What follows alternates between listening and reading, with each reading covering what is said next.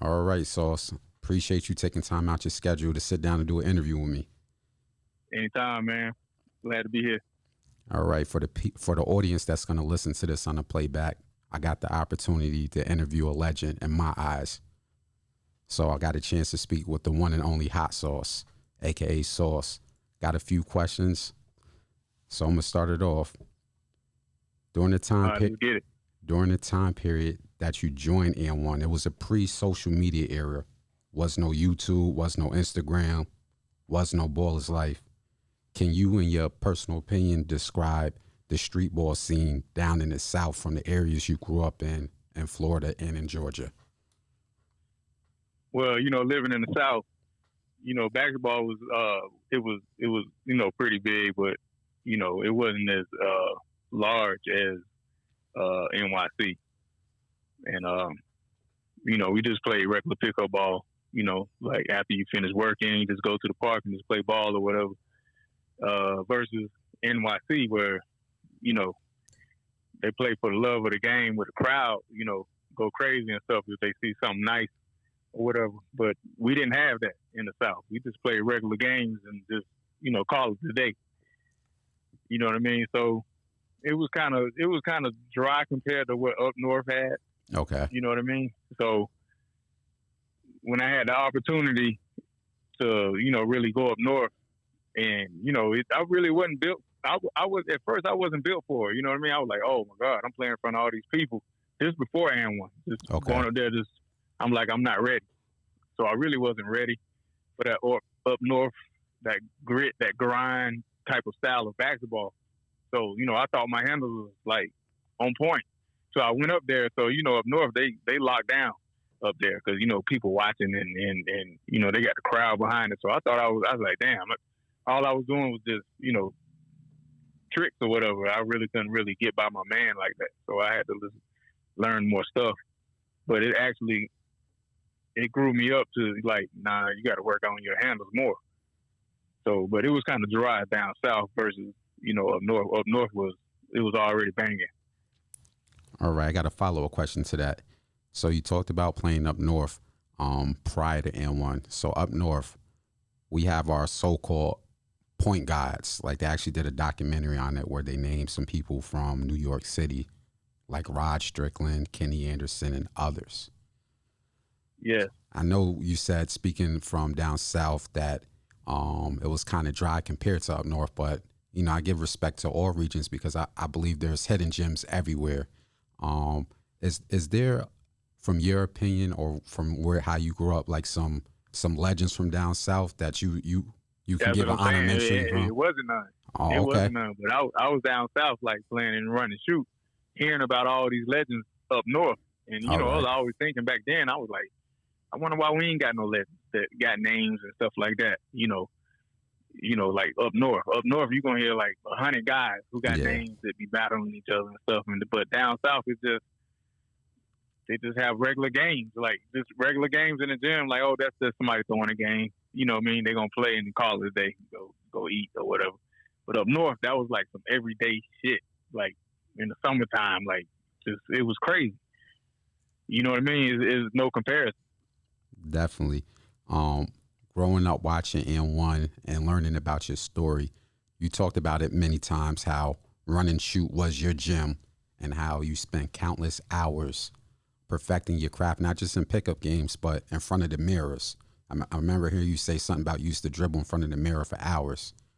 Can you? Yeah, because I'm at the time, it was just run and shoot was just regular at the time. So I was just one of the kids in there, just working on my handles, not knowing I'm not knowing I had one of the best handles in the world at the time. I'm just this little kid, teenager, just dribbling in the mirror every day, and I swear I'm just making up moves and stuff. But I actually was, but I didn't know it.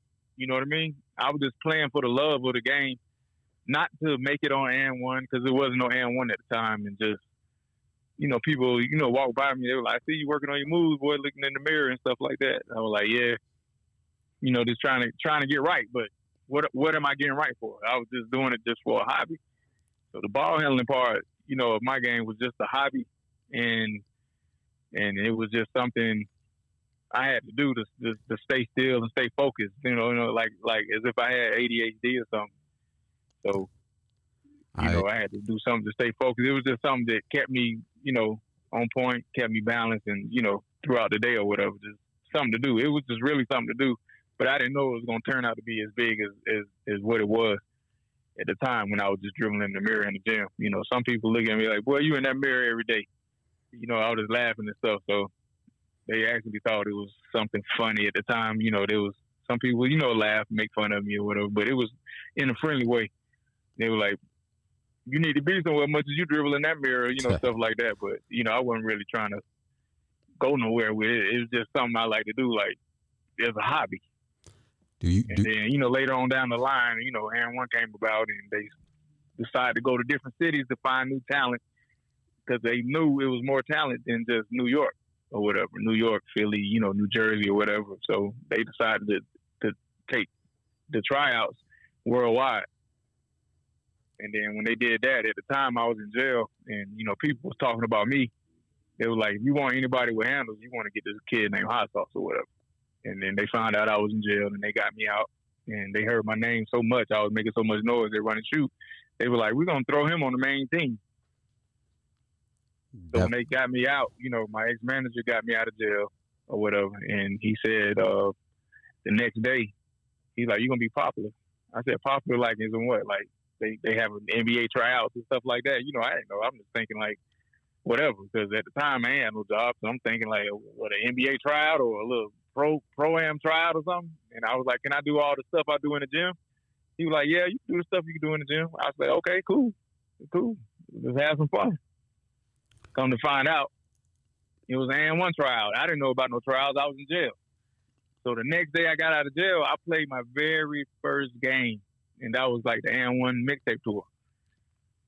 Like they was making, they already did Mixtape 1 and Mixtape 2. Mm-hmm. And during that time, I was a fan of N1 too.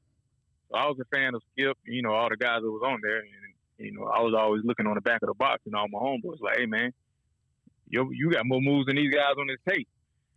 So we looking on the box for a phone number to call them so I can make my tape. I say, oh man, it'll be so awesome if I could get my moves on the tape so everybody could see me. I didn't know I was going to be on no damn tape though.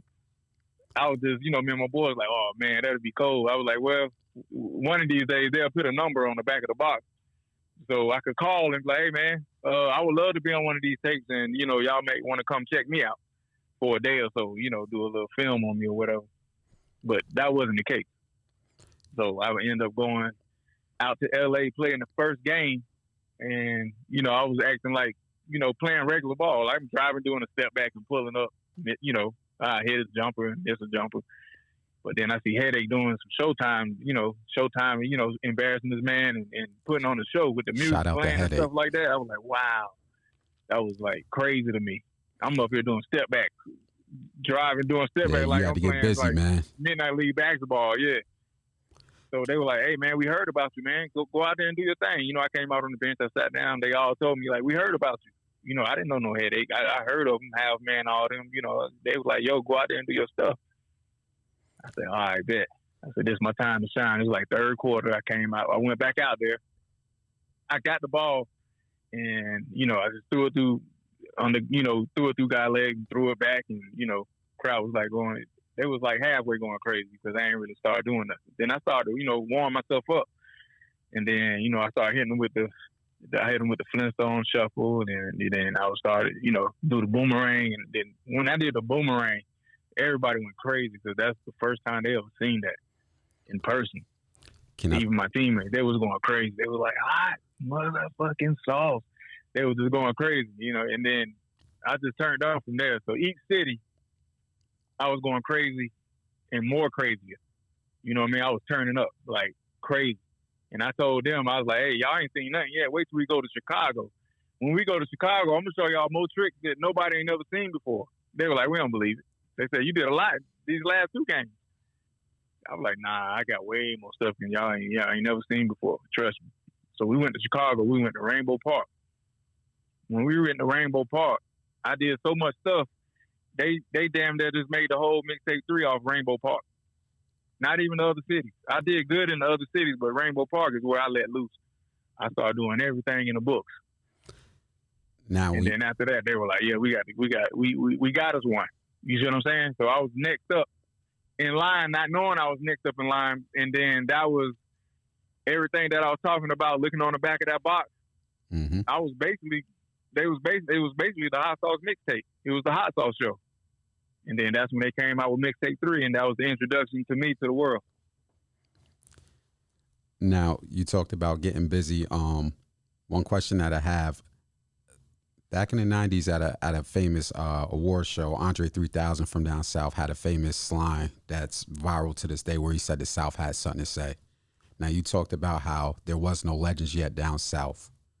Did you feel like when it was your time to shine, like, yo, I got to put on for the South? Or was you not even thinking about that at the time? I really wasn't thinking about that at the time, but now that you said that, I could really like think like it was our time to shine. Like we kind of was like making a buzz in the early 90s, and then once it hit like 2000, New York took over. New York took over about 5, 6, 7 years, and then that's what Andre was talking about. Like, you know what I mean? It's that time, and then the South came back and it's bounced back like crazy, and then we started making noise. You know what I mean? We kind of like we took over New York, but New York definitely took over during the N1 years though. But after a while, the South came back and took over again. Now, you talked about playing at, was it Rainbow Park in Chicago? Rainbow Park, yeah. Okay, so Chicago's known for some legends as well. We got Isaiah Thomas, Michael Jordan, and the list goes on. But I believe one player from N1 is from Chicago. If I want to be correct about this. Antoine Howard, aka Flash, rest in peace. Flash, yes. That was Flash, one of the coolest guys on the team, man. So very humble, real cool. You know what I mean? Down to earth. So I had a question because I was really watching N1 at that time. He had a few moves that looked at similar. Like you guys, like I kind of looked at him like outside of his hops, like he had hops like the guy 50 from Atlanta, Georgia, but he had he had his own handle, but he had a little sauce in him. Did you guys ever work on moves together? Who, to my Flash? Yeah. Flash was every bit of 5'9.5", 5'10". Yeah, but could jump like 50. 45. Yeah. Yeah, like a 45. So I was like, geez. So yeah, we picked him up because he was catching oops like tall guys. So Flash didn't really have to have no flair to his game. He had a very fast, quick step, and he had a crossover, but it wasn't like me. I'm gonna hit you with eight moves and bring it back and hit you. He just had game. Flash had game. Definitely. And I want to bring up. So, but his hop was one of the ones that was recognizable on the tour or whatever for his height. Yeah, definitely. I want to bring up another person that's unfortunately no longer with us that I believe you said in one of your interviews that you guys were roommates at one point on the tour, which would be Esclade. Yeah. So Escalade, I had my tour for like 5 years. My own personal tour is called the Crossover Tour. So, I had different guys on the team that was my roommates for a short period of time, but Escalade was my roommate for like a whole year. Mm-hmm. That's how I really got to bond with Escalade and got to know who he was or whatever. Now, so, I heard Escalade said in one of his interview that, when you guys went hotel to hotel, that sometimes you would be dribbling the ball in a hotel for hours.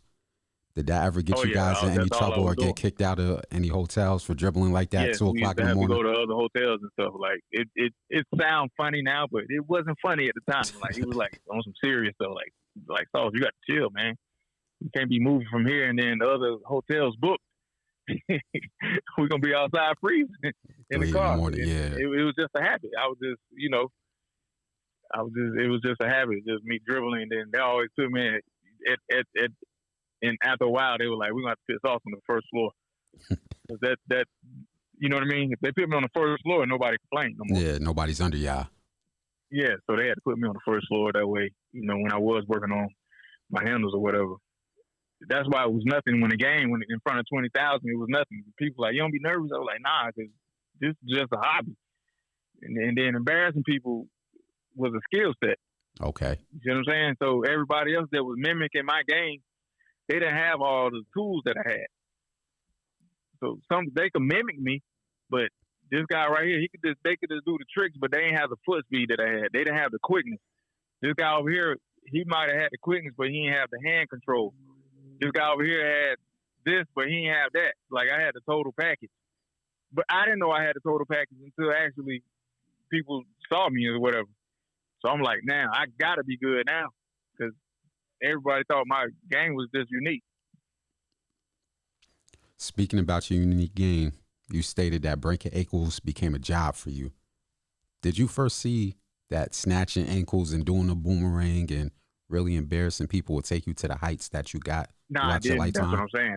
I did, man, but I didn't know I revolutionized the game. You know what I mean? I didn't know that. I'm just being myself, you know. But I do know, when back in the day, me and my guys, we used to sit down. I was like, man, I would love to have a timeless handles, because I said everybody got two arms and two legs. Mm-hmm. It ain't so much a dude could do to do something different.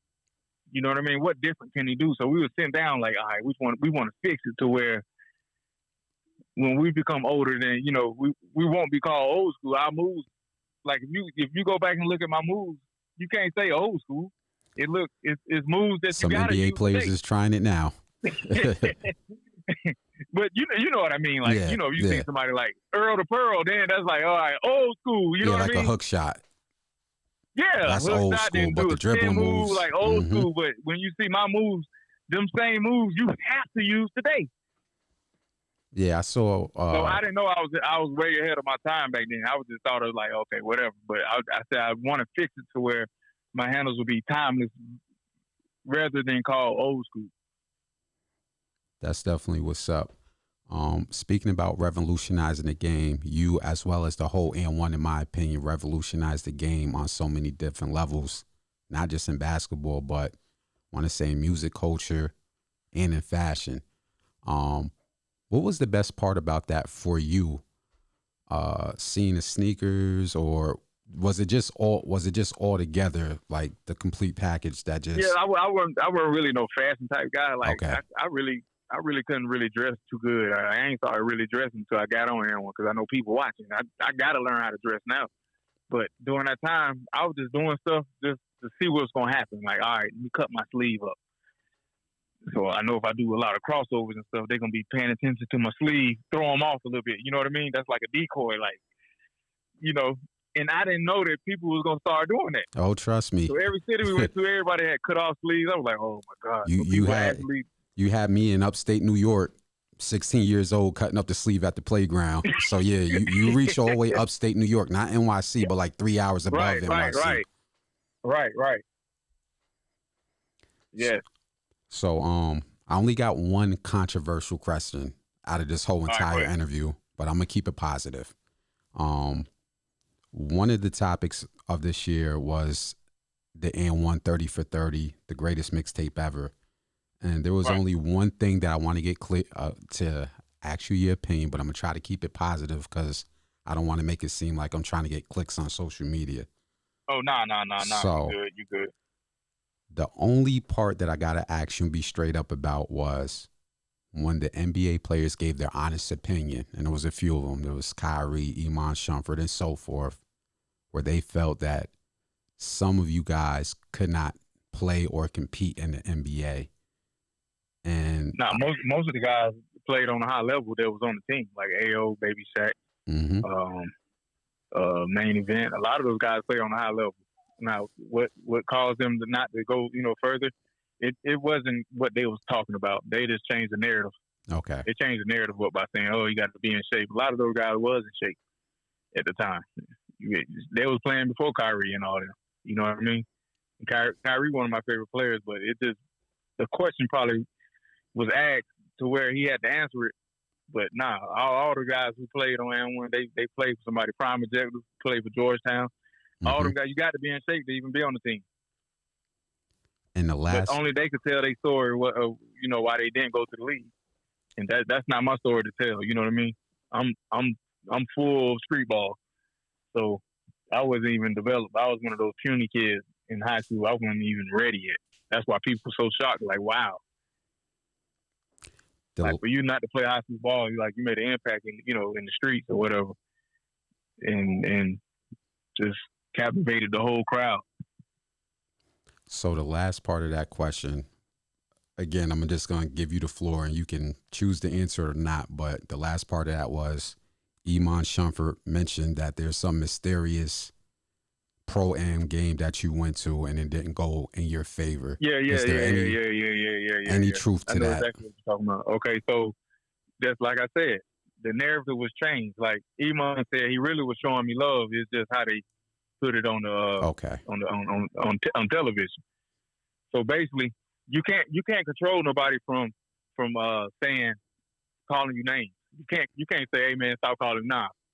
So what happened was, and one, we went to go watch a pro-am game in Chicago. And they, asked one of us, do they want to play? I was one of them said, I want to play. But as soon as I, stepped on the floor, not even 30 seconds, they were like, hey, yo, Sauce, we got to go. You see what I'm saying? Okay. So nobody really had a chance to bust my ass, or I had a chance to bust anybody's ass. You know what I mean? Because everywhere I went, the cameras followed me, regardless. Like people, they saying iPhones. Nah, we had real cameras. Yeah, that would confuse me. We had real cameras back then. Like every time I played, the cameras gonna turn up. They didn't say turn the cameras off. Nah, turn the cameras on. But as soon as I stepped on the floor, not even 30 seconds, they were like, hey, yo, we got to go.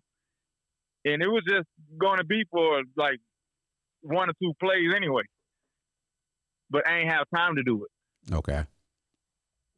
But what Iman was saying, like the announcer, you know what I mean? He probably just said what he said, but I don't remember he saying it. But he probably did. But he ain't have enough time to see me play or whatever. But anybody could call the name or whatever. But that don't mean it was true. Gotcha. That's why I was like, I've been called a lot of names, but ain't nobody no pro-am really, bust my ass or whatever. But like Iman said, the announcer said that. Okay. But I'm saying he could say it, but in reality, I didn't play enough to get my ass bust or, bust somebody's ass or whatever. So that's the real truth right there. Thanks for clearing that up. The way they showed it on TV, it made it seem like Iman was hating, but in actuality, all Iman said was, they said House open to the pro-am, and by the time he left, they said he was catch up. Iman didn't say he said it. Iman said by the time he left, they was calling him catch up. But the way it looked on television, it looked like I played a whole half and stunk it up. You see what I'm saying? But that wasn't true. I didn't even play 30 seconds. So you heard it from me. Appreciate you clearing that up. Moving forward, we talked about briefly how you revolutionized the game, and we can see it today with the floors open in the NBA, and it's allowing the wings and the point guards to really get loose with their handle. So I wanted to ask you what I don't know if you watch basketball or professional in your off time, but do you see any of your handle or some of your game maybe in any point guards? Yes, I see a little bit in Kyrie, Curry. I see a little bit of Kyrie and Curry. Trae Young. I can't even say Kimba. Kimba got a nice ankle breaker, but I can't say Kimba. You know what I mean? But I say Kyrie, Curry, not the jump shot part. Just the handles. And then with Kyrie, not the layup package. Yeah, Kyrie layup package is crazy. Package. Yeah. No, my layup package wasn't like Kyrie's. No. Because on and one, what they do is clear it out. Mm-hmm. You can't have a layup package if it's one-on-one. You see what I'm saying? If you're playing ball, yes, you will have to have whatever, teardrop, layup, or whatever, but that's not the case or whatever. We're just talking straight handle. Do I see a little bit? But I see a lot of my handle, to be honest, in Kevin Porter Jr. 6'10" KP? Yes, I see a lot of my. I see a That's lot of hot interesting. sauce. I don't know if he watched me, but I see a lot of my style and his style, and he asked me to do it in the NBA a little bit. But he scores and he played the game. So I Now I'm see a gonna have lot to of stuff watch he that. was That's doing. And I was like, interesting. man, he kind of remind me of me a little bit. Like Kyrie don't remind me of me. Curry a little bit because Curry played for the jump shot. I kind of play like that with finesse. But I say Kevin Porter Jr. That's definitely a good one. kind of remind me of me a little bit, even though he's 6'5", though. So he's like a 6'5" hot sauce. Gotcha. You know what? I Without mentioned the wrong trick. person. So you said Kevin Porter. Is that the one that plays for the Houston Rockets that was in the G League? Yeah. All right, my fault. Yeah. So people that listen, I'm not talking about the dude that was on Denver. So Porter that's on the Rockets, my fault. So yeah, now that you're saying that, I do see it. Oh, so you actually see him like some of his highlights? Yeah, I watched him because I was one wanted to my Celtics to pick him up when he got sent to the G League. I thought he was awesome point guard with his handle, so I wanted my team to pick him up. So yeah, I'm in tune with Porter. And that's crazy that I said him out of all people. Mm-hmm. Yeah, so that's about it, really, man. Got a question. So we talked about N1 and yourself revolutionizing the game and setting trends. So in the early 2000s, we talking years ago, probably 18 to 20 years ago, the company Sprite had an infamous commercial where they had somebody. It was Mountain Dew, not Sprite. It was Mountain Dew. Okay, Mountain Dew. You sure Mountain Dew? What you said, the commercial that I did? No, not the. I'm gonna frame the question correctly. So not the commercial that you did, but Sprite had a commercial. I don't know if you saw it back in the days, and they had not a player, but a mascot with an afro by the name of Thirst. They did a couple viral commercials. I wanted to know that they kind of like get that from you as far as a play. Oh, nah. Gotcha. Nah, that one from me. So I remember that too. I remember that, but nah, that wasn't me right there. That wasn't. So now that you brought it up though, with the Mountain Dew commercial, how did that come about with you? Did that strictly from N1 or was there outside business with your manager? Nah, the Mountain Dew commercial. I think they reached out to N1. They was like, nah, if they don't do the whole team, nobody could do it. But they reached out to me All-Star Weekend, right? Mm-hmm. So they seen all the kids come up to me and they were like, hey, man, we would love you to do this commercial. Not knowing that 5 NBA players turned it down because, when they say, we got to cut your clothes off. And, the NBA guys were like, nah, we good. I ain't doing that. Mm-hmm. But stuff that the NBA guys turned down, I took all the gigs that they turned down at the time. You know what I mean? So I was like, if y'all pay me more than my contract on N1, then I'll do it. So that's when 2005, I didn't sign back with N1 just to do the Mountain Dew commercial. That's wow. So I didn't know that. That was why you just gave me a gem. Yeah, that year, 2005, I didn't sign with N1 just because of that Mountain Dew, because they paid me way more than my contract that I was making on N1. Because if I'm be out for a whole year, they gotta pay me. So, yeah, gotta get paid until the season start back up. So then 2006 they were like the return of hot sauce. So with branding yourself, because I believe you did a very good job branding yourself from the very beginning. You're now because what you did in the beginning is now carrying you to now as far as what you're doing in business. Can you talk about some of the business endeavors that you got in with clothing, like your website? And I even saw on a podcast somewhere that you said you're venturing into the either hemp or marijuana industry. If you don't mind talking about some of your ventures, if you could. Yeah, I do the cannabis business with a few people out in Oregon, and I work with a few companies out in LA, just for an appearance or whatever. But it was nothing like real major or whatever. It was like for a convention. All right. For a cannabis convention out in LA. But yeah, my stuff is still not off the ground all the way, but I'm still working on it. And once it get off the ground, I'll definitely keep you in the loop or whatever. That's what's up. I believe when I talked to your manager off air, he mentioned something, and you don't have to answer if I'm incorrect, but he mentioned something about a last tour. Uh, Oh yeah. Is it? So I want to frame that correctly. I'm probably in 2003. I'll probably do like a farewell tour. It's like last time people seeing me, on the floor. Like I've been stopped playing or whatever, but it's just doing something for the people or whatever. You Okay. always want to leave out with a bang instead of keeping people mysterious, like saying what happened. So you might as well do a farewell tour. So, and when I say farewell tour, it don't necessarily have to be 10 games. It could be 3 games in Venezuela, 3 games in Africa, 4 events in China, stuff like that. That's definitely gonna be good, man. Hopefully I get to see you one last time. I'm gonna end it with my personal documentary.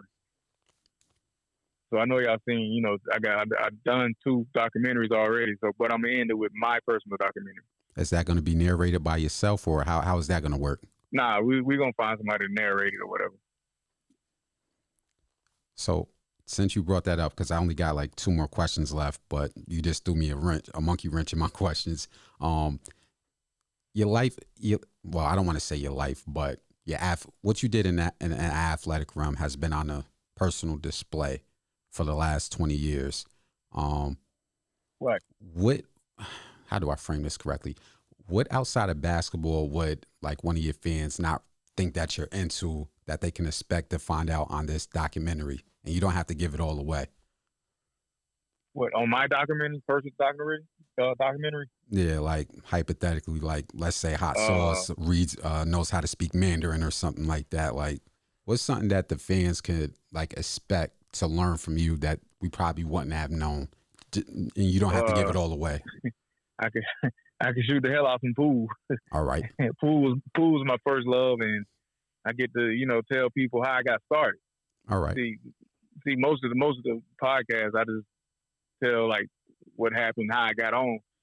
But I have like a good 4 years before I got on. People want to know that story, like how did I start creating moves and stuff like that. So that's gonna be very interesting. I look forward to that. So I got 2 more questions. We talked about the NBA, but I'm gonna frame this question a little bit different. I know you said you was all the way into Streetball and you wasn't looking to quite go professional, but there's always other ways to be attached to the NBA. Player coaches, shooting coaches, and so forth. Have you ever thought of as far as a business idea, to be kind of a ball handling coach, whether it's with the NBA or in private? Yeah, I kind of do that now. All right. You know what I mean? Yeah, I do that now. I train a lot of kids around the world. You know what I mean? But I don't put myself out there as a trainer or whatever. But I can get a kid right. How to develop his handle. From the basics to to however he want to do it or whatever. But it's really not about the flair, because it's not in everybody. I may teach him a few crossovers here and there, but definitely I could teach him the basics where he can go further. On a professional level. Let me be more specific. I'm gonna push the question, and you don't have to answer it. So I'm a Celtic fan, and we got an all-star from Atlanta, Georgia on our team. You ever think of maybe you know somebody that knows him? You ever think of working with like the Atlanta All-Stars, like a Jaylen Brown or somebody from Atlanta? Nah. If it ever happened, then I'm down for it. Okay, that's fair. So I see from doing my research that you have kids that now play basketball, which I know is definitely I want to say a father's dream. What do you take now that you're in this stage in your life where you actually get to see your sons play basketball? What do you take from that experience, and how do you, I don't want to say teach them or coach them, but how do you prepare them for basketball? Do you teach them the way you learn, or do you let the coaches take them?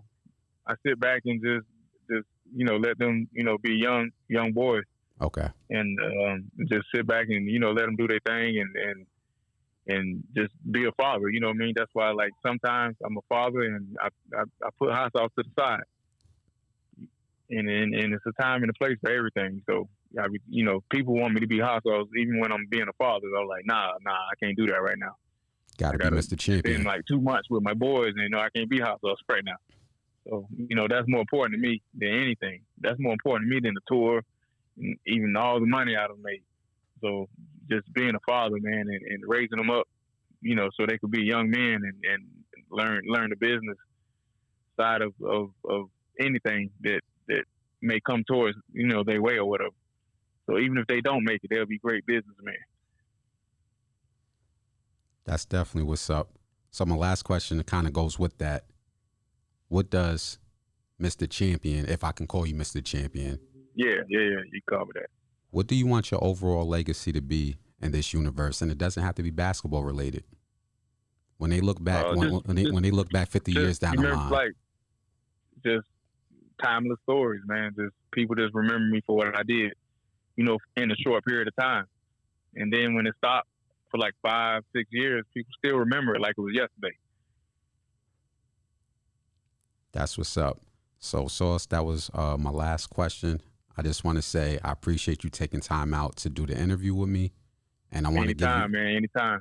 I want to give you your flowers for what you did to the game, because you definitely inspired somebody like myself and many other Most kids definitely. around the world to pick up a basketball. And I can just speak for me. Definitely appreciate you for what you did in the culture, and you definitely was the highlight of my childhood growing up, man. So I definitely got to say salute to you, and I appreciate everything you gave to the culture. All right, I got you. I saw some peace out and say I appreciate it, man, and God bless. All right, happy holidays, man. Merry Christmas to you and your family, man. Thank you. Same as to you, and Happy New Year's.